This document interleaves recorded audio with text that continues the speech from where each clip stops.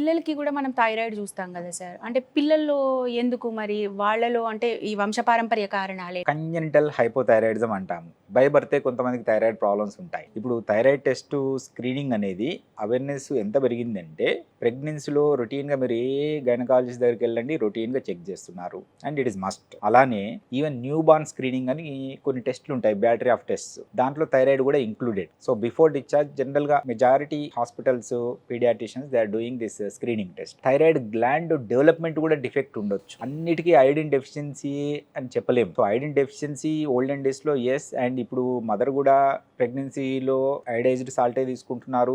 అది main reason కాదు. So కొంతమందికి థైరాయిడ్ గ్లాండ్ డెవలప్మెంటే ఉండకపోవచ్చు. అండ్ థైరాయిడ్ హార్మోన్ సింథసిస్కు కావాల్సిన ఎంజైమ్స్ డిఫెక్టివ్ ఉండొచ్చు. అలాంటప్పుడు బై బర్త్ కూడా కొంతమందికి థైరాయిడ్ ఉంటుంది. బర్త్ నుంచి 80-90 ఇయర్స్ ఓల్డ్ ఏజ్ వరకు కూడా థైరాయిడ్ ప్రాబ్లమ్స్ రావచ్చు. No age is immune.